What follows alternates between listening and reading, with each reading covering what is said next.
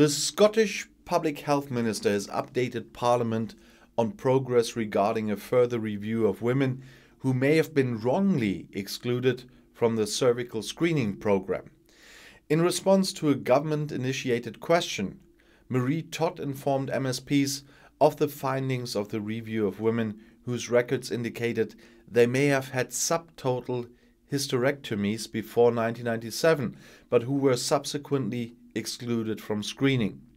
All health boards were asked to audit cases and have now written to around 174 women affected, offering appointments appropriate to their individual circumstances.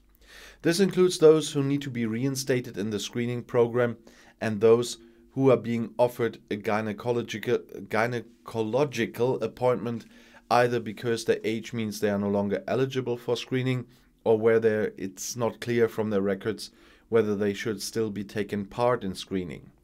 Anyone affected should now have received a letter. The care offered to women identified by this review is the same as for those whose operations took place from 1997 onwards, which was outlined by the minister when she informed Parliament that an urgent review of cases had been carried out. Joe's Cervical Cancer Trust will also continue to offer support to any women who are concerned they may be affected via their helpline services. Ms. Todd said, "We recognize the anxiety anyone receiving a letter will almost certainly feel, and we are sorry for that. It is important to stress that the risk of developing cervical cancer is extremely low. Fewer than 1 in 100 women will develop it in their lifetimes. As we have stressed throughout this incident, anyone who is experiencing symptoms of cervical cancer, that is, anyone experiencing unusual discharge or bleeding after sex, between periods or after the menopause, should make an appointment with their GP practice." More information on symptoms is available on NHS Inform. I will provide a more detailed update to Parliament on this issue after recess, she said. On June 24th, the minister informed Parliament that around 430 women who had been incorrectly excluded from cervical screening since 1997 had been sent letters offering them fast-tracked appointments with their GP practice or gynecology services.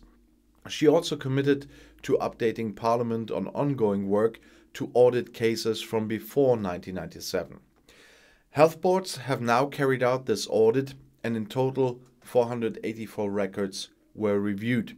204 women were found to have been correctly excluded, and no further action is necessary. 39 women have been wrongly excluded and are still in the eligible age range for screening. These patients will be reinstated to the program and asked to contact their GP practice to make an appointment for screening. 46 women have been wrongly excluded but are now no longer eligible for screening due to their age.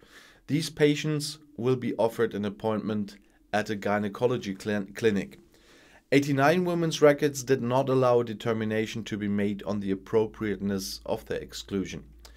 These patients will also be offered an appointment at a gynecology clinic. A small number of women are no longer resident in Scotland. Efforts will be made to trace them, and they will be reinstated in the screening program so that they will be invited again for screening should they return to Scotland. And 100 women are now deceased. As noted in the statement given to Parliament on June 24th, a review is being carried out into the deaths of anyone who may have been included in error from the program to verify whether cervical cancer was a main or contributory cause of death. The Health Secretary and the Public Health Minister have met with and updated opposition spokespeople during Parliament recess. And I'll see you in my next video. Bis gleich.